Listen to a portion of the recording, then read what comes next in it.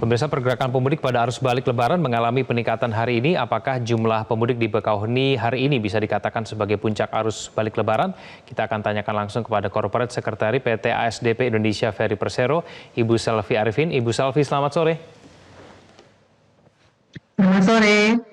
Ya, Bu Selvi, terima kasih atas waktunya bersama kami di Prime Time News. Bu Selvi, kalau dari laporan rekan kami di lapangan belum terlihat adanya penumpukan kendaraan maupun kemacetan yang cukup panjang.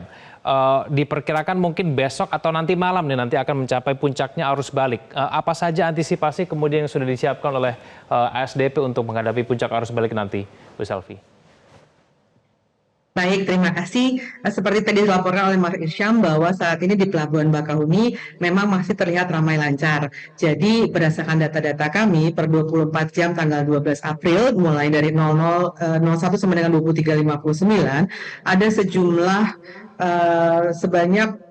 ada sejumlah 68.939 penumpang yang telah menyeberang dari Sumatera ke Jawa. Kemudian juga ada sejumlah 15.652 kendaraan, tapi ini masih di bawah tahun 2023 sebanyak kira-kira 18% selisihnya. Kemudian kalau dari data kami juga, mulai dari hari H-7 sampai dengan hari H kemarin, ada sejumlah 196.287 kendaraan, dan 835.718 penumpang yang telah menyeberang dari Pulau Jawa ke Pulau Sumatera. Apabila kami coba kalkulasi, ini yang kami coba perhitungkan, ada sekitar 79% penumpang yang belum kembali, dan ada sekitar 80% kendaraan yang belum kembali ke Pulau Jawa berdasarkan data kami tadi per 7 hari. Mungkin itu dulu Mas yang bisa saya sampaikan. Ya, berarti ada 80% yang belum kembali ke Pulau Jawa. Nah, ini antisipasi yang sudah disiapkan bagaimana nih Bu Selvi? Karena khawatirnya akan menumpuk nanti malam atau mungkin besok, karena Senin harus bekerja kan, begitu ya? Betul, baik. Ada beberapa yang telah kami lakukan belajar dari pengalaman arus mudik kemarin. Paling tidak ada 3 faktor yang kami nilai cukup efektif untuk melancarkan arus balik tahun 2024 ini. Yang pertama tentunya kami sangat mengharapkan kerjasama dari para pengguna jasa untuk memiliki tiket sebelum tiba di pelabuhan. Kemudian datanglah sesuai dengan tanggal yang memang sudah tertera di tiketnya. Ini penting gitu ya Mas ya, karena kemarin pada saat arus mudik itu kalau boleh kami share sedikit datanya, ada sebanyak 32% kendaraan atau sejumlah 19.700 yang datang tanpa tiket dalam 2 hari 6 dan 7 April pada saat itu, dan itu merupakan waktu arus puncak gitu ya.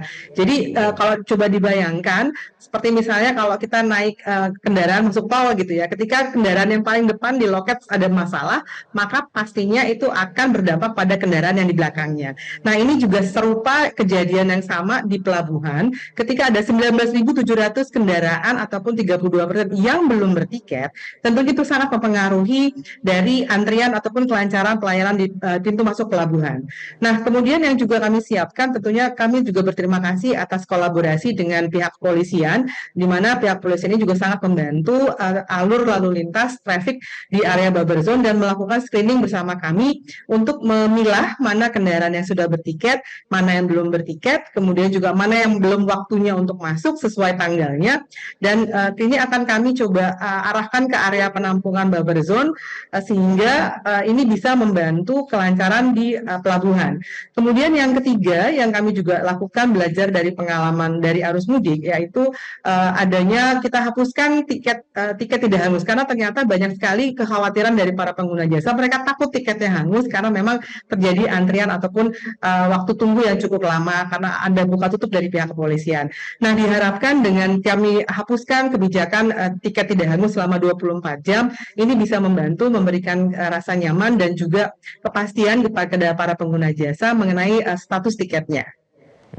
Ya, Bu Selvi, ini untuk penumpang yang sudah berangkat tapi belum punya tiket ataupun niatnya mau go show itu. Nah, ini tetap dilayani atau tidak, Bu Selvi? Jadi kami coba klarifikasi bahwa saat ini tidak ada penjualan tiket di pelabuhan sama sekali, Mas. Sebenarnya kebijakan tiket online kita sudah diberlakukan sejak tahun 2020. Namun memang tahun 2020 kan setelah itu COVID ya. Jadi memang mungkin belum tersosialisasi dengan baik. Nah, pada tahun 2022 kami juga sudah waktu itu kalau mungkin diingat bahwa saat itu antriannya juga cukup banyak, hampir serupa dengan saat ini. Karena tahun 2022 itu yang bertiket itu hanya sekitar 10%, Mas. Jadi memang sangat mempengaruhi di pelayanan kami gitu ya. Nah, tahun 2023 hampir sekitar 90% yang bertiket. Jadi itu sangat lancar gitu. Nah, tapi tahun ini kembali ini agak ada penurunan gitu ya pengguna jasa tidak bertiket. Jadi harapan kami tentunya kami sangat menghimbau, sangat berharap kerjasama dari para pengguna jasa untuk memiliki tiket sebelum masuk pelabuhan.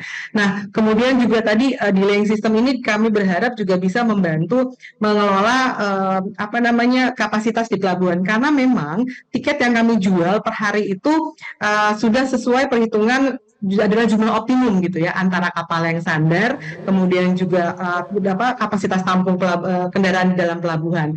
Untuk memberikan gambaran sedikit Mas bahwa dalam hari-hari biasa, hari-hari normal kami biasanya melayani kendaraan sekitar 8.000 kendaraan per hari gitu ya. Nah, pada saat puncak kemarin yang memang sangat tertinggi yaitu 42.000 kendaraan, itu tertinggi sepanjang sejarahnya ASDP berdiri Mas. Kami sudah beri 51 tahun dan ini rupanya rekor tertinggi gitu. Jadi memang ini adalah orang-orang yang belum bertiket gitu ya, berharap bisa dapat tiket di pelabuhan tapi tidak dapat. Akhirnya mereka membeli tiket yang mungkin sehari ataupun 2 hari setelah hari itu, tapi tetap nekat masuk ke pelabuhan gitu loh. Jadi itulah yang waktu kemarin yang ada beberapa yang kejadian pada saat arus mudik. Bu Selvie, ini tindakan terhadap orang-orang yang mungkin belum punya tiket tapi kemudian sudah sampai di pelabuhan. Nah, ini apa yang nanti akan dilakukan? Antisipasinya seperti apa, Bu Selvie? Oke, kalau untuk yang tadi belum bertiket, tadi kan sudah sampaikan dengan adanya delaying system, kita bekerja sama dengan pihak kepolisian akan ada screening. Jadi nanti di beberapa titik, misalnya di jalan tol ada 3 titik rest area, misalnya terakhir ada titik rest area 20 KM 20 arah Bakahuni, itu kendaraan akan di screening kembali gitu ya. Kalau memang belum bertiket, maka akan dihentikan di sana untuk mereka dibantu. Ada beberapa petugas yang akan mensosialisasikan cara membeli tiket. Tapi juga maksudnya ini harus dicermati bahwa mungkin tiket yang tersedia bukan tiket yang terdekat gitu ya waktunya. Karena memang saya informasikan juga per tanggal kemarin tiket yang sudah terjual ada sekitar 60% gitu ya, sampai dengan tanggal 17 April. Jadi kami menghimbau kepada para pemudik yang sekarang masih berada di Sumatera yang ingin kembali ke Pulau Jawa, beli tiket dari sekarang agar Anda bisa mendapatkan waktu terbaik untuk masuk ke dalam pelabuhan sehingga bisa kembali ke Pulau Jawa tepat waktu. Ya, Bu Selvie, untuk tiket yang tidak hangus tadi seperti apa, Bu Selvie? Mungkin karena ada banyak penumpang yang mungkin berangkat tidak punya tiket duluan, ini membuat penumpang yang sudah punya tiket merasa khawatir, takut macet sehingga berangkat lebih awal. Nah, ini bagaimana kemudian para penumpang-penumpang yang sudah punya tiket tapi mungkin khawatir ada kemacetan panjang nantinya, Bu Selvie? Oke, kalau tiket saya pesan kepada para pengguna jasa kalau sudah membeli tiket mohon dibaca di dalam tiketnya karena biasanya di tiket itu ada keterangan kapan waktu mereka bisa masuk gitu ya. Jadi kalau tadi kita menghapuskan ada masa kadaluarsa tiket sampai dengan 24 jam ke depan, tapi juga mereka datangnya kapan tuh sebenarnya sudah tertera di sana Mas gitu loh. Kami biasanya menerapkan J-4 gitu ya ataupun juga tergantung dari kondisi di lapangan. Tapi intinya coba dibaca kembali di tiket informasi kapan waktu mereka harus masuk pelabuhan. Nah, mungkin cerita sedikit gitu ya. Kalau ferry dan dengan moda transportasi agak berbeda.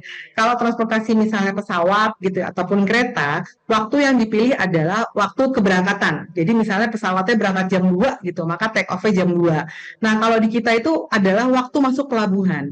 Jadi kalau misalnya masih beli tiket misalnya tanggal 14 April pukul 16 itu adalah waktu masuk pelabuhan yang diperbolehkan. Tapi biasanya juga ada waktu di awal, kira-kira berapa jam sebelumnya itu sudah boleh masuk. Nah, ketika nanti sudah tukar boarding pass, sudah masuk ke dalam pelabuhan, ada kapal, maka si kendaraan ini bisa langsung naik gitu ya, tanpa harus menunggu waktu yang pukul 16 tadi yang sudah dipilih pada saat membeli tiket. Oke, baik Bu Selvie Arvin, semoga kita berharap arus balik yang diperkirakan pada malam hari ini maupun besok bisa berjalan dengan lancar dan tidak ada lagi penumpukan kendaraan dan kemudian semua yang datang ke pelabuhan sudah membeli tiket begitu ya. Bu Selvie Arvin, terima kasih telah hadir bersama kami di Prime Time News. Jelajahi cara baru mendapatkan informasi. Download Metro TV Extend sekarang.